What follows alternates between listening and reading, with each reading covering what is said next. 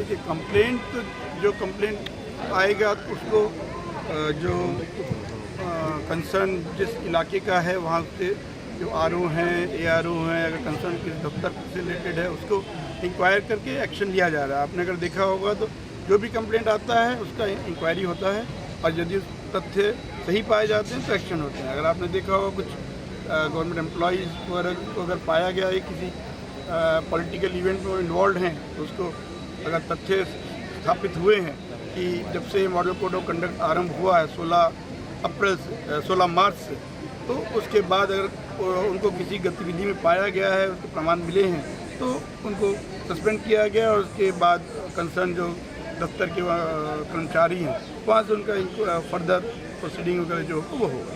बाकी और जो आपका मॉडल कोड ऑफ वायलेशन का भी अगर होता है, अलग अलग पॉलिटिकल पार्टी कैंडिडेट्स अगर कंप्लेंट देते हैं तो उसको भी वेरिफिकेशन होता है। आप देखेंगे कि अगर कहीं कुछ लगा है तो वो फिर उसको हटाया जाता है, उसको उनको भी वार्न किया जाता है आगे ना हो। तो ये तो एक कंटिन्यूस प्रोसेस है।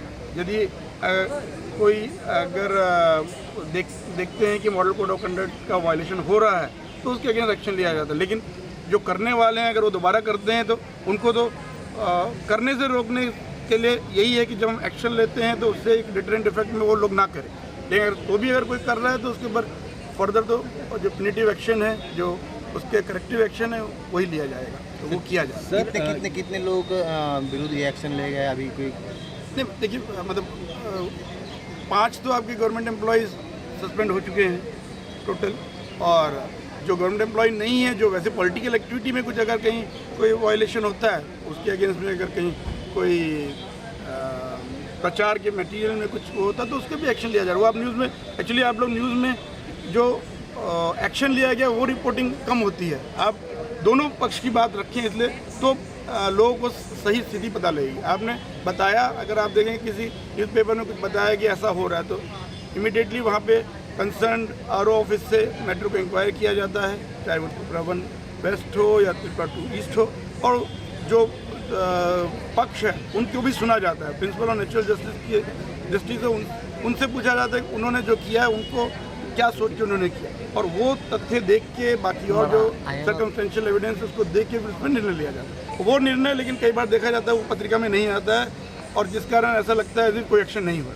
तो हमारी आपसे यही निवेदन रहेगा कि आप दोनों पक्ष की बात दिखाएं। सर 16 तारीख से आज तक, 16 मार्च से आज तक कितना कंप्लेन आप लोगों का कमीशन के यहाँ पर जमा हुआ है? कंप्लेंट तो देखिए वो उसके तो कई तरीके हैं। सी विजिल के थ्रू भी है, आपका नेशनल ग्रीवांस सर्विस पोर्टल है, अपना फिजिकल कॉपीज़ भी आती हैं, तो उसका भी एकदम संख्या तो हम नहीं बता पाएंगे, लेकिन करीब अगर एमसीसी वायलेशन करीब 14-15 हमारे पास आया है, जिसका हम लोग इलेक्शन कमीशन को भी जवाब देते रहते हैं। इलेक्शन कमीशन भी हमसे पूछता है कि जो हुआ है, रिपोर्ट आया है, पत्रिका वगैरह में आया, उसके क्या है।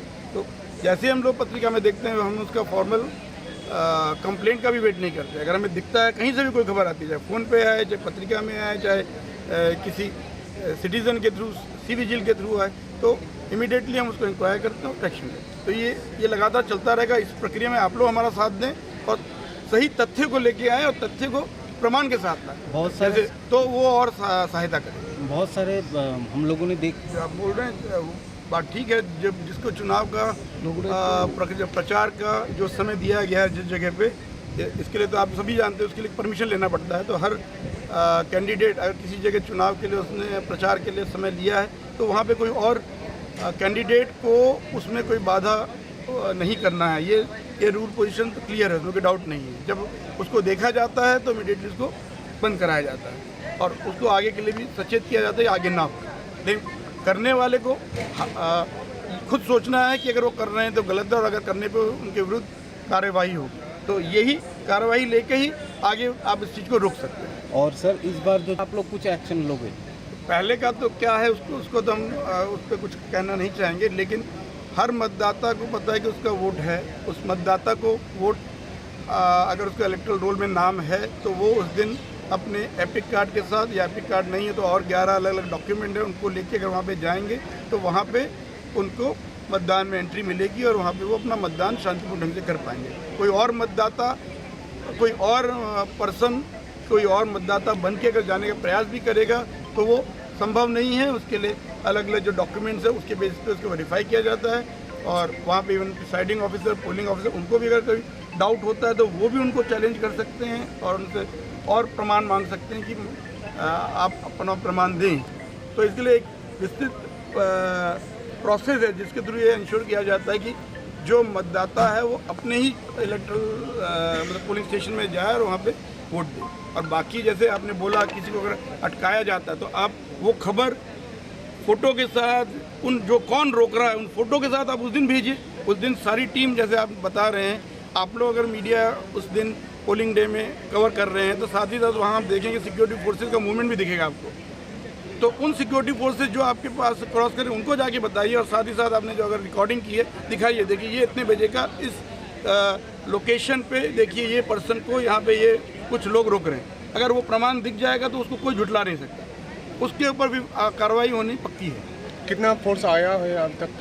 देखिए central arm paramilitary forces 84 companies आ गई हैं। आपने देखा होगा वो मतलब 1 अप्रैल से फेजेस में आई हैं और अब सब आ गई हैं वो 84 कंपनीज जो अलग अलग एरिया में डोमिनेशन कर रही हैं। आपने देखा होगा फ्लैग मार्च हो रहा है, फुट पेट्रोलिंग हो रही है, मोबाइल पेट्रोलिंग हो रही है। कई जगह आपने देखा होगा RO, ARO, DE जो आपके SDM हैं, SDPO हैं, वो भी जा रहे हैं और लोगों से बातचीत कर रहे हैं। अगर अभी भी अगर कहीं किसी इलाके में आप लोगों को लगता है कि लोग ऐसा बोल रहे हैं, मतलब जो लोग बोल रहे हैं, डेमोक्रेसी क्या है, जो मतदाता है वो क्या सोचता है वो उसको उसके हिसाब से मत दे पाए। इसलिए अगर किसी भी इलाके में वहाँ के जो रहने वाले मतदाता हैं